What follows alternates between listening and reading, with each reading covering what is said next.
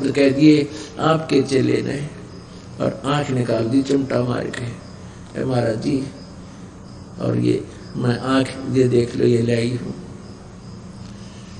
अब उस गुरुजी ने सोचा रे की कहानी है भाई, उन्होंने दिया शेख फरीद को बुलाओ।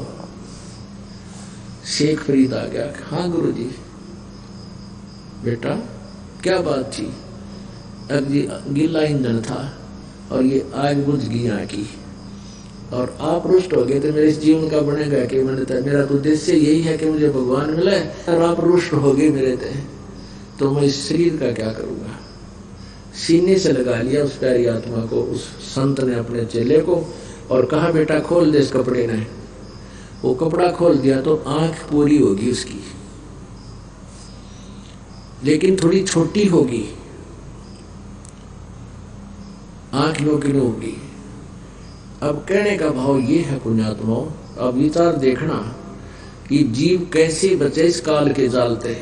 उस प्यारी आत्मा संत ने, उस गुरु जी ने, गुरु पद पे घर त्याग कौन करता है? जो पिछले जन्म का पुण्यकर्मी प्राणी होता है, परमात्मा की चाह में घर से निकलता है, या घर पे रहते हुए साधना जो करता है, इधर भ्रमता भटकता है, परमात्मा के चाहने के लिए तीर्थों पर मंदिरों में कहीं जाता है, वो पुण्यात्मा ही होता है। पिछले संस्कार उसके अच्छे होते हैं, तो वही गुरु पद प्राप्त करता है। और फिर आगे हठ योग, तो कुछ ऐसे जंतर मंत्र हैं सदग्रंथों के, उनके करने से उसमें कुछ सिद्धियां आ जाती है। खा रहे हो सी, और श्रद्धों के टोड़ के टोड़, झुंड के झुंड आपसे मंगल कामना कर रहे हैं, आप इनको भी खा रहे हो। तब ये काल कहता मैं तो काल हूं भाई, सब न खाऊंगा, मैं ना छोड़ू किसी को। तो ये काल कह रहा है गीता जी अध्याय नंबर 8 के श्लोक नंबर 13 में, ओम इति एक अक्षरम ब्रह्म व्यवहारन माम अनुसमरण ये परियाति तजंदेहम स याति परमाम गति। माम ब्रह्म, मुझ ब्रह्म का, ओम इति माने यह, ओम यह एक अक्षरम, यह एक अक्षर है। मुझ ब्रह्म का ओम एक यह अक्षर है। अनुसमरण यानी उच्चारण करके सुमरण करने का, उच्चारण करके जो श्रवण करता हुआ इस ओम एक अक्षर का जो शरीर त्याग कर जाता है, मेरे से मिलने वाले लाभ को प्राप्त होता है, अर्थात ब्रह्मलोक की प्राप्ति होती है। फिर गीता ज्ञान दाता ये ब्रह्म गीता जी अध्याय नंबर 4 के श्लोक नंबर 5 और 9 में कहता है, अर्जुन तेरे और मेरे बहुत जन्म हो चुके हैं, तू नहीं जानता मैं जान, और मेरे जन्म और कर्म अलौकिक हैं। गीता जी अध्याय नंबर 2 के श्लोक नंबर 12 में ये गीता ज्ञानदाता कहता है कि अर्जुन ऐसा नहीं है कि तू पहले ना था, या मैं नहीं जन्मा था, या ये राजा नहीं जन्मे थे, सैनिक नहीं जन्मे थे, अर्थात ये सभी पहले भी थे, तू भी था, मेरा भी जन्म था।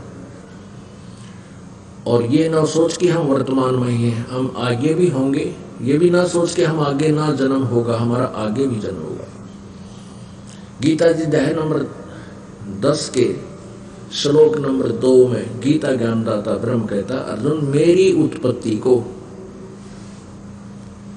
न तो ये देवता जानते हैं, न ये ऋषि जानते, और न ही कोई सिद्ध जानता, क्योंकि ये सब मेरे से ही उत्पन्न हुए हैं। इससे सिद्ध हो गया पुण्यात्माओं के ये गीता ज्ञान दाता अविनाशी नहीं है, इसका जन्म होता है, उत्पत्ति होती है, लेकिन ब्रह्मा विष्णु महेश और ये ऋषि नहीं जानते, क्योंकि ये इसी से जन्मे हैं, इसी से उत्पन्न हुए हैं। अब जैसे पिताजी की डेट ऑफ बर्थ को संतान नहीं जान सकती, दादाजी बताते हैं, तो वो दादाजी कौन है? वो कबीर देव हैं, कबीर साहब हैं। ये बनारस में जो दुल्हे की भूमिका करके चले गए, हम उस लाल को पहचान नहीं सके, क्योंकि हम सदग्रंथों से अपरिचित थे। उस परमेश्वर ने आके हमें बताया है कि ब्रह्मा विष्णु महेश के माता पिता हैं, इनकी जन्म मृत्यु होती है, ये मोक्षदायक नहीं है, इनकी पूजा से आपका मोक्ष नहीं हो सकता, इनकी पूजा करना शास्त्र विरुद्ध है। पुण्यात्माओं, ये ज्ञान परमात्मा